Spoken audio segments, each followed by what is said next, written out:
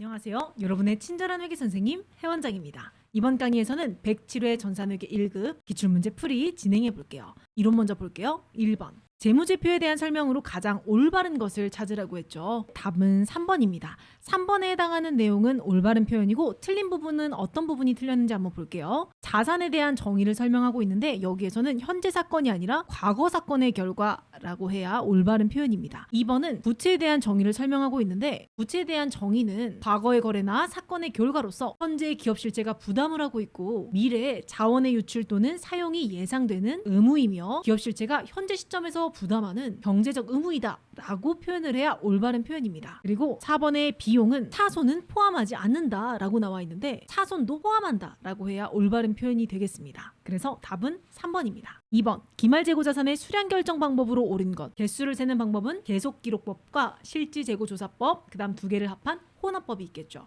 그러면 나와 마 2번이 답이 되겠네요. 3번 보유하고 있는 수표 중 현금 및 현금성 자산으로 분류되지 아니하는 것은 여기서 답은 선일자 수표. 선일자 수표는 현금이 아니라 어음 성격을 띠고 있죠. 그래서 답은 1번입니다. 4번 유형자산에 대한 설명으로 옳은 것은 1번 기업이 보유하고 있는 토지는 보유 목적에 상관없이 모두 유형자산으로 분류가 되는 게 아니죠. 만약에 투자 목적으로 취득했다면 투자부동산이라고 하는 투자자산으로 처리해야 하니 틀렸네요. 2번 유형자산의 취득 시 발생한 부대비용은 전부 다 취득원가에 더해줘야 되겠죠. 그래서 올바른 표현이네요. 답은 2번이 되겠습니다. 그리고 취득 후에 발생한 모든 지출은 비용으로 처리하는 게 아니라 자본적 지출은 자산 처리, 수익적 지출은 비용 처리죠. 한 번 더 틀렸고 모든 유형자산은 감가상각을 하는 게 아니라 토지와 건설 중인 자산은 감가상각을 하지 않죠. 그래서 틀렸습니다. 답은 2번이겠네요. 5번 단기매매증권과 관련된 자료인데 당기손익계산서에 반영되는 영업의 손익의 금액은 얼마인가? 라고 물어봤습니다. 그러면 자료 한번 볼게요. A사 주식은 50만 원에 취득하고 기말공정가액이 70만 원. 그러면 플러스 20만 원만큼 단기매매증권 평가이익 즉 영업 외 수익계정 과목이겠죠. 그리고 B사 주식은 30만 원에 취득하고 공정가액은 20만 원. 그러면 마이너스 10만 원만큼 영업 외 비용이 되겠네요. 그 다음 A사로부터 현금 배당 5만 원을 받았다. 그러면 배당금 수익이라고 하는 영업 외 수익 계정 과목으로 증가가 됐겠죠. 당기 초 25만 원에 취득한 C사 주식을 당기 중 30만 원에 처분하였다. 그럼 처분하면서 발생한 수익, 단기매매증권 처분 이익 계정 과목으로 영업 외 수익으로 5만 원이 증가했겠네요. 그러면 20-10 플러스 5 플러스 5 하면 20만 원. 1번이 답이 되겠죠. 다음 중 사채 발행과 관한 내용으로 옳은 것은 사채를 할인 발행한 경우 매년 액면 이자는 동일하다. 올바른 표현이죠. 액면 이자는 사채에 적혀져 있는 이자로 액면 발행, 할인 발행, 할증 발행 어떤 발행을 하더라도 항상 동일합니다.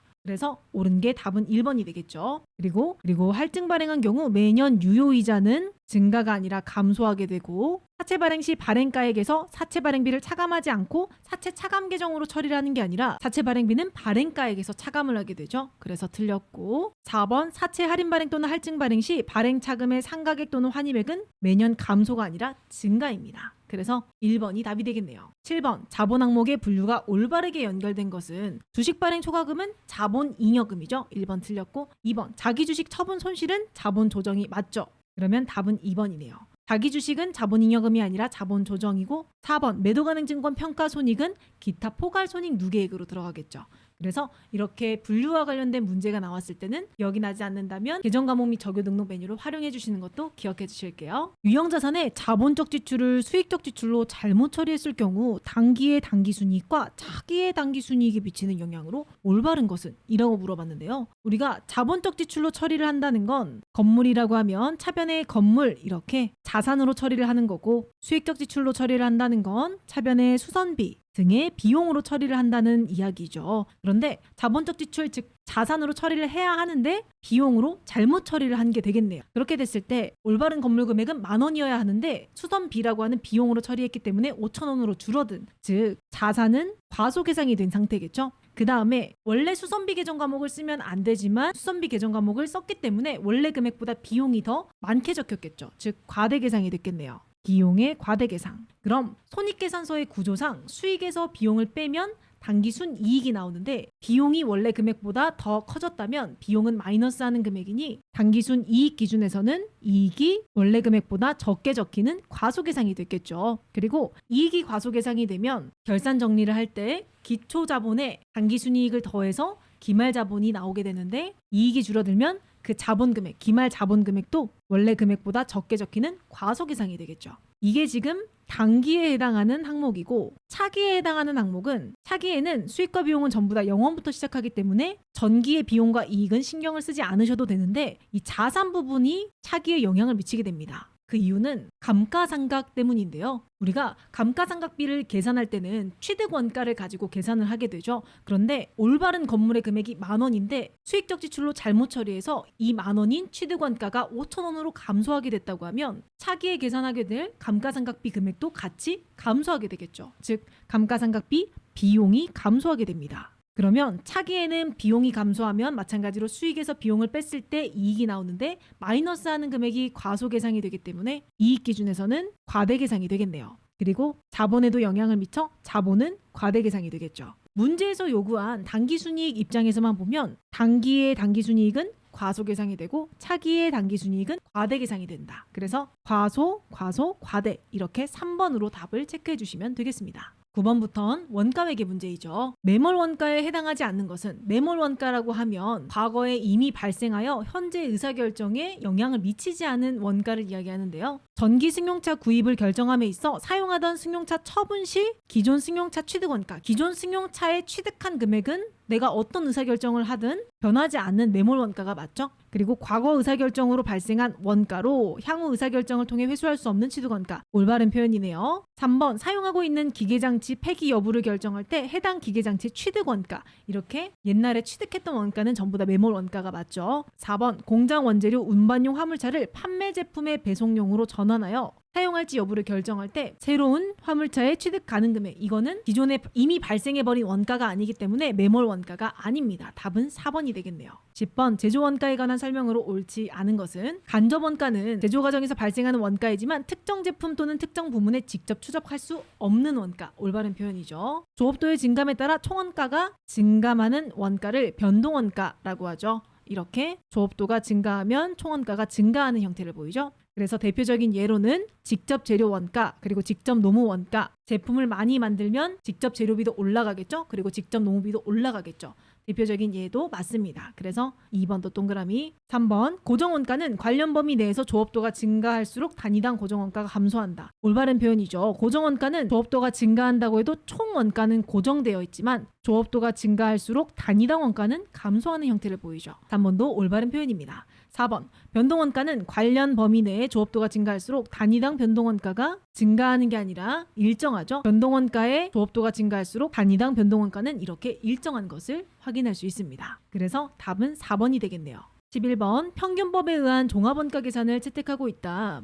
재료원가는 전부 공정 초기에 투입이 되고 가공원가는 전반에 걸쳐 고르게 투입이 되는데 완성품 한산량으로 올바른 것은 구하라고 했죠. 그러면 이렇게 완성품 한산량을 계산하라고 할 때 우리는 제공품 T계정을 그려서 물량 흐름을 먼저 파악해 줘야 되겠죠. 기초는 사변에 100개, 그리고 단기 착수는 2000개, 완성은 1800개, 그리고 기말에 남은 건 300개. 여기에서 평균법은 전부 다 단기에 투입돼서 완성됐다라고 가정하기 때문에 기초 제공품의 완성도는 고려하지 않아도 되고 가공한 정도를 100% 전부 다 오래 만들었다고 보는 거죠. 그래서 100%라고 1 이렇게 적어볼게요. 그 다음에 기말 제공품 300개에 대해서는 완성도가 70%, 0부터 70까지 오래 가공을 한 거기 때문에 0.7 이렇게 적어보겠습니다. 그리고 재료비와 가공비, 완성품 환산량을 각각 구해보면 재료는 만들기 시작할 때 모두 투입되니 0% 아니면 100%인데 전부 다 올해 만들기 시작했고 올해 투입이 됐으니 1800개 곱하기 100% 1800. 기말 재고액도 완성은 안 됐지만 재료는 모두 투입이 됐죠. 그래서 300 곱하기 100% 300. 그 다음 가공된 정도는 1800개 곱하기 100%, 즉 1800. 그리고 기말에 300개는 가공된 정도가 0.7, 70%니까 300 곱하기 0.7, 70% 하면 210이 되겠네요. 그래서 완성품 환산량을 각각 더해보면 재료비 완성품 환산량은 2100, 가공비 완성품 환산량은 2010개가 되겠네요. 그래서 답은 1번입니다.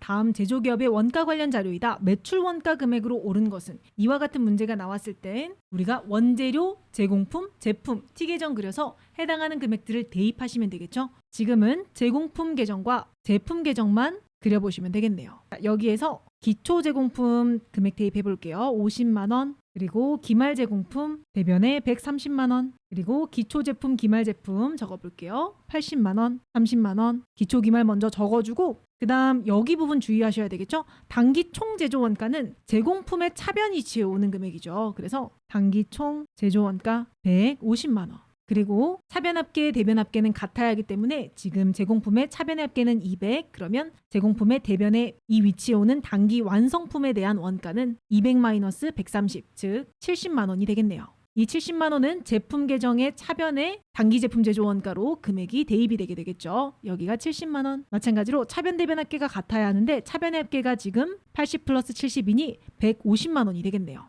그러면 150 빼기 30만 원은 120만 원이 되겠죠. 이 120만 원이 문제에서 요구하는 매출 원가 자리의 금액이니 답은 3번이 되겠네요. 13번 다음 중 부가세법상 면세에 해당하지 않는 것은 여기에서 개인 택시 운송 사업은 면세가 아니라 과세이죠. 그래서 답은 4번입니다.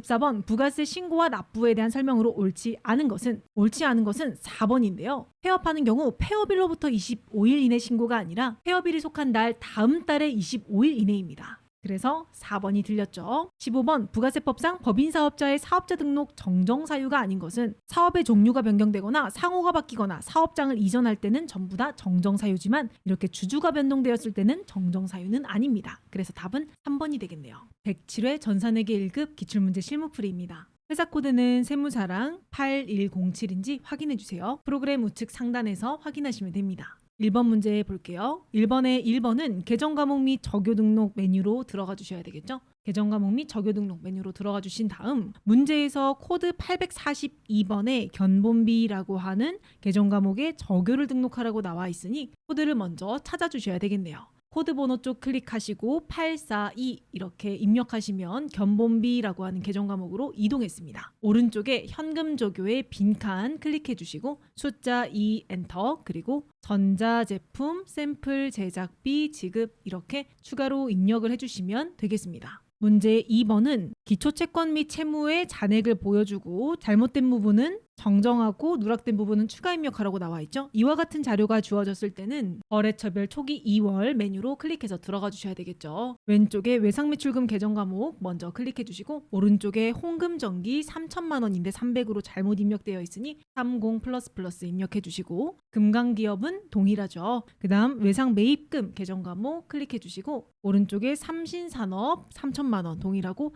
하나무역 금액이 다르게 입력되어 있네요. 2,600만 원으로 수정해 줄게요. 26++ 그리고 마지막으로 바드럼 계정 과목 왼쪽에 클릭해 주시고 오른쪽에 거래처가 누락되어 있으니 F2번 누르고 대호전자 그 다음 금액은 2,500만 원 이렇게 입력해 주시면 되겠습니다. 3번은 전기분 재무제표 중 아래와 같은 계정 과목에서 오류가 나타났고 해당하는 관련 재무제표를 수정하는 문제이죠. 그러면 전기분 재무제표들을 수정하는 순서 기억하고 계셔야 되겠죠. 재원, 돈, 이, 재. 자, 이 상태에서 수정해야 할 부분들이 어떤 게 있는지 찾아보니 생산부서의 전력비이면 코드 번호가 500번대 전력비이겠죠. 그리고 영업부서의 수도광열비이면 코드 번호 800번대 수도광열비겠죠. 그러면 이 두 가지 계정 과목을 수정 후 잔액으로 수정을 해줘야 하는데 우리가 500번대는 원가명세서 800번대는 손익계산서에서 수정을 할 수 있으니 위쪽에 있는 원가명세서부터 수정을 해주셔야 되겠네요. 그럼 첫 번째 보고서 원가명세서 클릭해서 들어가 주시고 여기에서 전력비 금액이 200만 원으로 입력이 되어 있는데 우리는 수정 후 잔액인 420만 원으로 수정해 주셔야 되겠죠. 4200 플러스 이렇게 수정해 주신 다음 전기분 손익계산서로 클릭해서 들어가 주시고 여기에서 첫 번째로 수정하셔야 할 부분은 단기제품 제조 원가가 변경되었으니 제품 매출 원가를 클릭해서 나오는 이 단기제품 제조 원가 금액란에 변경된 금액을 반영을 시켜 주셔야 되겠죠. 그래서 클릭하고 96500 플러스 이렇게 입력해 주신 다음 손익계산서에서도 수도광열비 계정 과목을 300만 원이 아니라 110만 원으로 수정해 주셔야 되겠죠. 110만 원 이렇게 수정을 해 주시고 당기순이익이 변경된 부분을 그 다음 보고서인 2월 이익잉여금 처분계산서 그 다음 보고서인 전기분 잉여금 처분계산서로 들어가셔서 여기에서 불러오기 아이콘을 눌러서 이렇게 전기분 손익계산서에 당기순이익을 불러오시겠습니까? 라고 나오면 예를 눌러주시고 이 금액이 변동된 것을 볼 수 있죠. 자, 이렇게 당기순이익이 올바른 금액으로 바뀐 다음 변경된 미처분이익 잉여금을 확인하고 마지막으로 전기분 재무상태표에 가서 변경된 미처분이익 잉여금 이 금액을 2월 이익잉여금 이 금액과 동일하게 수정을 해주시면 되겠네요. 그래서 클릭하시고 134500 플러스 이렇게 입력하시게 되면 최종적으로는 대차차익 란에 금액이 없어져야 올바르게 수정이 된 거겠죠. 그래서 이와 같이 수정해 주시면 되겠습니다. 문제 2번은 일반전표 입력 메뉴에 분계 내용을 입력하는 문제들이죠. 일반전표 입력 메뉴로 들어가서 입력 한번 해볼게요. 날짜는 변경 눌러주시고 1번 문제는 7월 3일입니다.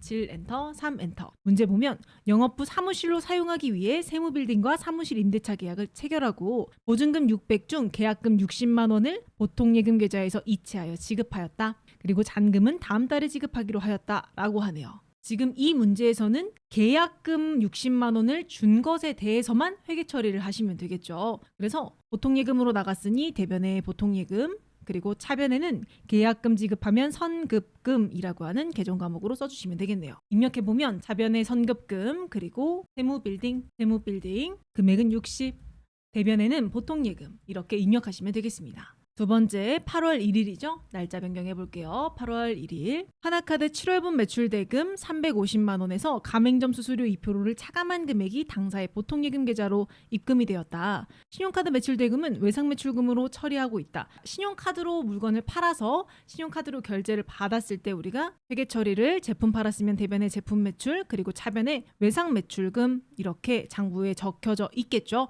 그런데 이렇게 외상매출금이라고 적혀져 있는 신용카드 매출대금 이 우리 회사에 돈으로 들어온 거니 외상매출금을 대변에 써서 감소를 시켜주시고 그리고 차변에는 돈 들어온 게 보통예금으로 들어왔죠. 보통예금 증가시켜주신 다음 여기에서 가맹점 수수료 2% 뗀 거에 대해서는 수수료 비용 800번대로 써주시면 되겠네요. 수수료 비용 그래서 350만 원 그리고 수수료는 2%니 2% 계산해보면 350 곱하기 0.02 하면 7만 원이죠. 수수료 7만 원 나머지는 전부 다 보통예금이라고 적어주시면 되겠습니다. 입력 한번 해볼게요. 대변에 외상매출금 그리고 외상매출금은 거래처를 하나카드로 해주셔야 되겠죠. 하나카드 금액은 350 차변에는 수수료 비용은 800번대 금액은 7만 원 그리고 나머지 금액은 보통예금 이렇게 입력해 주시면 되겠습니다. 3번 8월 16일이죠. 날짜 변경해 볼게요. 영업부 직원의 퇴직으로 인해 발생한 퇴직금은 880만 원이다. 당사는 모든 직원에 대해 전액 확정 급여형 퇴직연금에 가입하고 있으며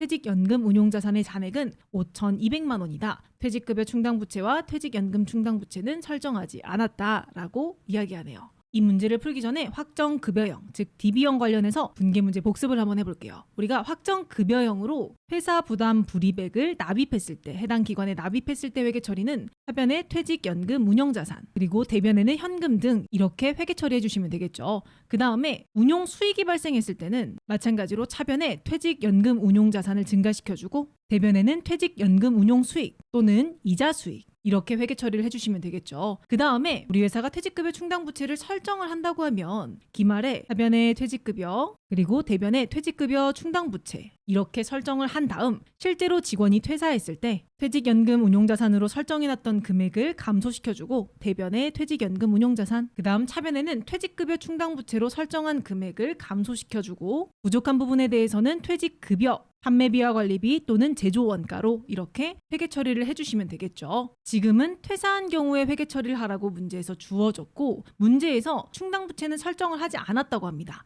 즉 충당부채를 설정을 하지 않았으니 퇴직급여 충당부채를 감소시키는 게 아니라 바로 퇴직급여라는 비용으로 인식을 해주시면 되겠죠. 즉 차변의 퇴직급여, 대변에는 퇴직연금 운용자산을 감소시켜주는 회계 처리를 해주시면 되겠네요. 분계 입력 한번 해보면 차변의 퇴직급여 자 그런데 퇴직급여는 지금 영업부 직원이기 때문에 800번대로 이렇게 입력해 주시면 되겠죠. 금액은 880만 원 그리고 대변에는 퇴직연금 운용자산 이렇게 880만 원 입력해 주시면 되겠습니다. 4번 8월 23일 날짜 먼저 변경해 주시고 문제 한번 볼게요. 나라은행으로부터 차입한 대출금 2천만 원 조기 상환하기로 하고 이자 20만 원과 함께 보통예금 계좌에서 이체하여 지급하였다.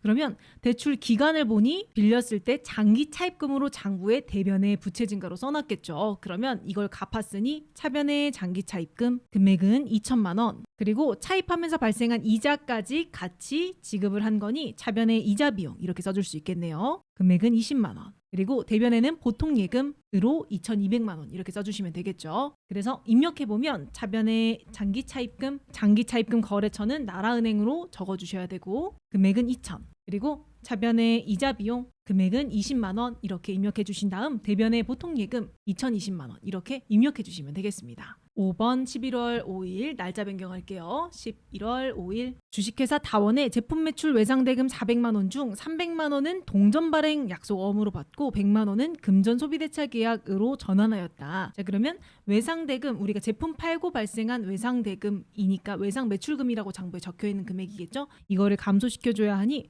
대변의 외상 매출금 400만 원 적어주시고 그리고 차변에는 300은 동전 발행 약속어음 즉 주식회사 다원의 어음을 받은 거죠. 그러면 차변에 받을 어음 금액은 300 적어주시고 100만 원은 금전 소비대차 계약 즉 나중에 받기로 한 거죠. 계정 과목으로는 대여금인데 1년 대여니 단기 대여금이라고 써주시면 되겠네요. 그래서 차변의 단기 대여금 금액은 100만 원 이렇게 입력해 주시면 되고 프로그램에 입력해 보면 대변의 외상 매출금 거래처는 다원 금액은 400 차변에는 받을 어음 거래처는 다원 금액은 300 그리고 단기 대여금 주식회사 다원 이렇게 입력해 주시면 되겠습니다. 6번 11월 20일 날짜 변경할게요. 사업용 중고트럭 취득과 관련된 취득세 40만 원을 현금으로 납부하였다. 자, 취득과 관련된 취득세는 해당하는 자산에 포함시켜주는 취득 부대 비용이죠. 그래서 중고트럭인 차량 운반구 차변에 차량 운반구 증가시켜 주시면 되고 대변에는 현금 이렇게 써주시면 되겠네요. 재산세면 세금과 공과 취득세면 해당하는 자산의 가격에 포함시켜줘야 되는 거 기억해 주세요. 차변에 차량 운반구 금액은 40 대변에는 현금 이렇게 입력해 주시면 되겠습니다. 3번은 메인 매출 전표 입력 메뉴로 가셔야 되겠죠. 메인 매출 전표 입력 메뉴로 들어가신 다음 1번 8월 17일 날짜 입력해 볼게요. 8 엔터 17. 문제를 보면 제품의 원재료를 매입하고 영세율 전자세금 계산서를 받았다라고 하니 매입하고 영세율 세금 계산서면 50이 영세겠죠. 그리고 공급가액은 여기 나와 있는 1,500만 원. 그리고 코드는 주식회사 직지상사죠. 직지상사. 그리고 전자니까 1번요. 분계는 외상도 있고 어음도 있으니 3번 혼합으로 하신 다음 원재료 구입은 맞으니 차변의 원재료 그리고 대변에 1,000만 원은 외상이니 외상으로 샀으면 외상 매입금이라고 1,000만 원 적어주시고 나머지 금액은 우리 회사가 어음을 발행한 거니 대변에 지급업 이렇게 써주시면 되겠네요. 문제 2번 8월 28일 날짜 변경해 볼게요. 8월 28일 구입하고 종이세금 계산서를 받았죠. 그러면 매입 코드에 세금 계산서니 50일 과세 그리고 공급가액 금액은 100만 원 입력하고 코드는 이진컴퍼니죠. 그 다음 전자가 아니라 종이이기 때문에 여기에 숫자 0을 누르거나 빈칸으로 남겨놓고 넘어가 주셔야 합니다. 분계는 혼합으로 해주시고 차변의 원재료가 아니라 제조부 직원들에게 지급할 작업복이니 복리후생비 500번대로 입력해 주셔야 되겠죠. 그리고 이렇게 복리후생비를 결제하기 위해 외상으로 하게 되면 외상 매입금이 아니라 미지급금이라고 해주셔야 되겠죠. 그래서 미지급금 이렇게 입력해 주시면 되겠습니다. 3번 9월 15일 날짜 입력해 볼게요. 결제하면서 현금 영수증을 받았다. 그럼 매입의 현금 영수증 현과 또는 현면인데 부가세 포함이라고 이야기하니 현과겠죠. 그러면 60일 현과 입력해 주시고 부가세가 포함되어 있는 금액 24만 2천 원 입력해 주시면 부가세가 나눠지고 거래처는 우리카센터 그리고 분계는 현금 결제니 1번 현금으로 한 다음 차변의 원재료가 아니라 우리 회사 공장용 화물 트럭을 수리하고 라고 하니 차량 유지비라고 하는 계정 과목을 쓰고 여기에서 500번대 제조원가로 해주시면 되겠네요. 4번 9월 27일 날짜 변경해 볼게요. 여기에서는 책을 구입하면서 전자 계산서를 수취했죠. 그럼 매입 코드에 계산서면 면세 품목인 거죠. 53 면세 입력해 주시고 공급가액은 20만 원이네요. 20만 원. 그리고 거래처는 대한도서 그 다음 전자니까 1번요. 분계는 외상으로 구입했는데 3번 혼합으로 하신 다음 차변의 원재료를 인사부가 사용할 직무 역량 강화용 책이기 때문에 도서 인쇄비 그리고 800번대로 이렇게 입력해 주시고 그 다음 대변에는 외상이면 미지급금 이렇게 입력해 주시면 되겠습니다. 5번 9월 30일 날짜 변경해 볼게요. 여기에서는 전자세금계산서를 수취, 즉 매입하고 세금계산서를 받았으면 50일 과세인가 이렇게 생각할 수 있는데 승용차의 임차료에 대한 세금계산서를 받은 거죠. 이 차가 개별소비세 대상이면 불공, 개별소비세 대상이 아니면 50일 공제 이렇게 입력해 주시면 되는데 배기량을 봤을 때 2000cc, 즉 1000cc가 초과되기 때문에 54 불공으로 입력을 해주셔야 되겠네요. 그러면 코드는 54 불공. 그리고 공급가액은 70만 원이죠. 70만 원 입력해 주시고 코드는 세무렌트, 전자니까 1번요. 불공제 사유는 3번에 있는 개별소비세법 자동차 구입이죠. 그 다음 분계는 3번 혼합으로 하신 다음 차변에 차량 운반구에 대한 임차료, 당월분의 임차료를 낸 거니 임차료라고 하는 계정 과목이고 영업부 거래처 방문용으로 사용한다고 하니 800번대로 써주시면 되고 대변에는 다음 달에 결제하기로 했으니 미지급금 이렇게 써주시면 되겠습니다. 10월 15일 날짜 변경해 볼게요. 이 문제는 반품 처리된 항목에 대하여 수정전자세금계산서를 발행한 것을 입력하라고 하는 문제죠. 그러면 우리가 기존에 판매를 하고 반품을 받은 건데 수정세금계산서 발행분에 대한 입력을 할 때는 내가 판매를 했을 때 그 코드, 즉 판매하고 세금계산서니 10일 과세 그대로 입력해 주시고 금액만 마이너스로 입력해 주시면 되겠죠. 그래서 금액은 공급가액 마이너스 1000만 원 입력해 주시고 코드는 우리자동차 전자니까 1번요. 그리고 문제에서 대금은 해당 매출 관련 외상매출금과 상계 처리하기로 하였다라고 하니 2번 외상으로 눌러주시면 해당하는 금액과 계정 과목이 이렇게 입력된 것을 볼 수 있습니다. 4번은 일반 전표 입력 또는 메인 매출 전표 입력에 들어가서 수정하는 문제이죠. 그러면 부가세 관련된 거래는 메인 매출 전표, 그렇지 않은 일반 거래는 일반 전표 입력에서 찾아주시면 되겠네요. 첫 번째 7월 6일 문제는 부가가치세 관련된 내용이 없으니 일반 전표에 가서 날짜 7월 6일 변경해 주시고 하변의 외상매입금 대변의 보통예금 나와 있는데 문제를 볼게요. 상문의 외상매입금 300만 원을 보통예금 계좌에서 이체한 것이 아니라 제품을 판매하고 받은 상명상사의 발행 약속어음을 배서하여 지급한 것으로 밝혀졌다. 우리가 외상매입금을 상환할 때 보통예금에서 지급한 줄 알고 대변에 보통예금 이렇게 써놨는데 문제에서 보통예금에서 지급한 게 아니라 제품을 팔고 받은 상명상사의 어음을 배서한 거죠. 그러면 이렇게 됐을 때는 다른 회사의 어음을 지급해 준 거니 대변에 받을 어음을 감소시켜 주셔야 되겠죠. 그리고 거래처는 상명상사 이렇게 적어 주셔야 되겠네요. 그러면 보통예금만 계정 과목 수정해 볼게요. 대변에 받을 어음 그리고 거래처는 상명상사 이렇게 수정해 주시면 되겠습니다. 12월 13일 날짜 변경해 볼게요. 영업부 사무실에 전기요금 12만 1,000원을 현금 지급한 것으로 일반 전폐 회계 처리하였으나 이는 제조공장에서 발생한 전기요금으로 한국전력공사로부터 전자세금계산서를 수취한 것으로 확인되었다. 즉 일반 전표가 아니라 세금계산서를 수취했으니 메인 매출 전표에 입력을 해주셔야 하는데 지금 일반 전표에 잘못 입력한 상황인 거죠. 그러면 메인 매출 전표에 먼저 입력하고 기존에 있는 분기를 삭제해 볼게요. 메인 매출 전표에서 날짜 12월 13일 이렇게 입력해 주시고 우리가 매입하고 세금계산서를 받았으니 50일 과세, 매입하고 50일 과세 이렇게 입력해 주시면 되겠네요. 여기에서 금액은 공급 대가가 12만 1,000원인데 부가가치세가 빠진 금액을 여기에 입력해 주셔야겠죠. 그래서 공급대가를 보고 공급가액을 계산할 때는 공급대가에 나누기 1.1을 하시면 공급가액이 나오는데 계산해 보면 12만 1,000원 곱하기 나누기 1.1 계산해 주시면 공급가액은 11만 원인 것을 확인할 수 있겠네요. 그러면 공급가액란에 11만 원 이렇게 입력해 주시고 거래처는 한국전력공사 그 다음 전자니까 1번요. 분계는 현금 지급했으니 1번 현금으로 하신 다음 차변에 원재료가 아니라 제조공장에서 발생한 전기요금은 전력비라고 하는 500번대 계정 과목으로 써주시면 되겠죠. 이렇게 입력해 주신 다음 기존에 있는 일반 전표에 있는 이 분계들을 체크해 주시고 삭제 버튼 눌러서 데이터를 삭제해 주시면 되겠습니다. 5번 결산정리사항 문제입니다. 수동과 자동을 나눠야 하는데 자동은 기말재고액, 대손충당금, 감가상각비, 퇴직급여 충당부채, 법인세 비용 이 5가지 제외하곤 전부 다 수동이죠. 먼저 나눠볼게요. 1번은 수동, 2번은 무형자산 상각비로 자동, 그리고 법인세 비용은 자동이죠.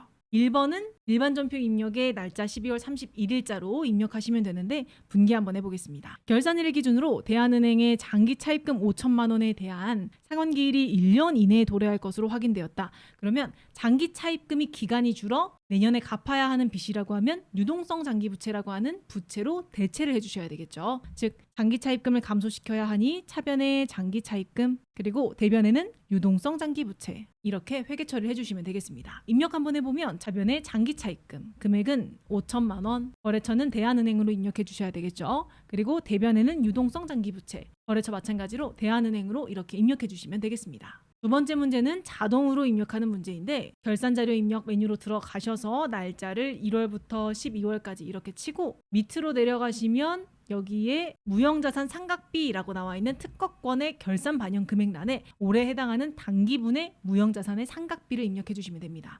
그러면 상각비를 계산을 해야 하니 문제 한번 볼게요. 이 문제를 풀기 전에 무형자산 상각에 대한 기본적인 특징을 알고 계셔야 하는데요. 무형자산 상각의 특징은 첫 번째가 잔존 가치는 0원, 즉 없는 것을 원칙으로 하고 상각 방법은 유형자산과 동일하지만 합리적인 상각 방법을 결정할 수 없는 경우에는 정액법의 방법으로 계산을 하게 되죠. 자, 그럼 문제 한번 볼게요. 문제에서 무형자산인 특허권이고 내용연수는 5년, 정액법의 방법으로 상각비를 계산해야 하는데 정액법의 식은 취득원가 마이너스 잔존가치인데 무형자산은 0이죠. 그러면 이 금액에 나누기 내용연수를 하면 되는데 문제에서는 눈을 씻고 찾아봐도 취득원가를 알려주지 않았죠. 취득원가를 알려주진 않았지만 무형자산의 잔존가치가 0원인 특성상 미상각잔액, 즉 작년 12월 31일에 상각을 한 다음의 잔액 또는 1월 1일에 장부가액, 이 장부가액에 나누기 잔여 내용 연수 이렇게 계산을 해도 단기에 얼마를 상각해야 하는지 계산할 수 있다라고 배웠었는데요. 그럼 지금 문제에서는 전기말 상각 후 잔액 즉 장부가액이 2,400만 원이고 특허권을 작년에 취득했다고 하니 작년 기준으로는 잔여 내용 연수가 5년, 올해 기준으로는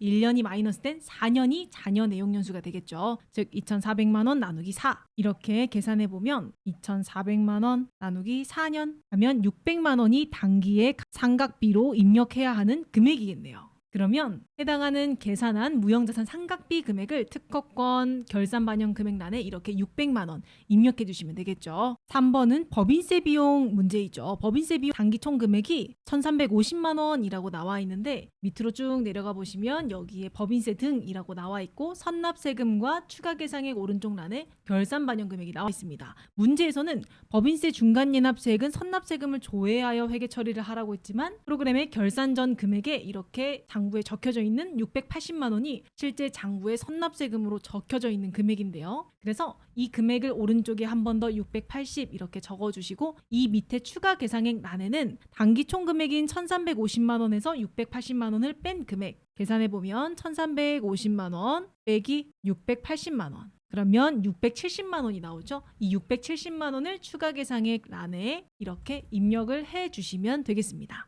그리고 2번과 3번 자동 결산 항목들을 결산 자료에 이렇게 입력하시고 나서 반드시 전표 추가까지 이렇게 눌러주셔야 정답으로 처리가 되는 것도 꼭 기억해 주셔야 되겠죠. 6번은 장부조회 문제이죠. 1번 문제 볼게요. 1번은 6월 30일 현재 현금 및 현금성 자산의 전기말 현금 및 현금성 자산 대비 증가액은 얼마인가? 자, 이렇게 전기, 작년하고 비교하려면 재무상태표 또는 손익계산서인데 우리가 현금 및 현금성 자산은 재무상태표에서 조회가 가능하겠죠? 그래서 여기에다가 날짜를 6월 이렇게 치면 왼쪽이 단기, 오른쪽이 전기인데 문제에서 주어진 것과 같이 외부 보고용 통합표시 계정 과목을 조회하려면 탭 중에 제출용 탭을 눌러주시면 이렇게 외부 보고용 통합표시 계정 과목으로 조회가 가능합니다. 그래서 금액을 비교해보면 2억 8,460만 9천 원 빼기 오른쪽에 있는 1,282만 3천 원 금액을 계산해보면 2억 8,460만 9천 원 빼기 9,282만 3천 원 계산하면 1억 9,178만 6천 원이 답이 되겠죠. 그 다음 2번 문제 볼게요. X1년 일기 부가세 확정신고 기간의 매출액 중 세금계산서 발급분의 공급가액의 합계액은 얼마인가? 자, 그러면 부가가치세 신고서로 일단 들어가 주셔야 되겠죠. 부가가치세 신고서로 들어가 주신 다음 날짜 확정신고 할부 기간이 4월부터 6월까지.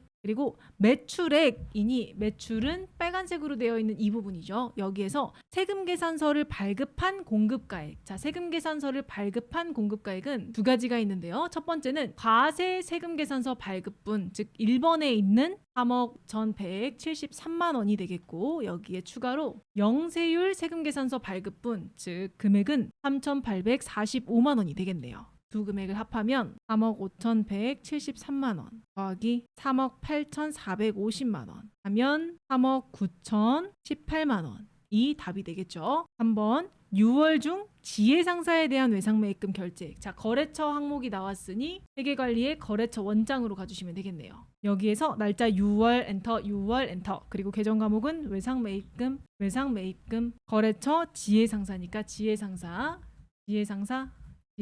자, 이렇게 검색해 주시고 외상매입금의 결제액을 물어봤죠. 외상매입금을 결제하면 외상매입금이 감소하게 되는데 부채가 감소하면 하변에 적혀 있는 이 금액이 되겠네요.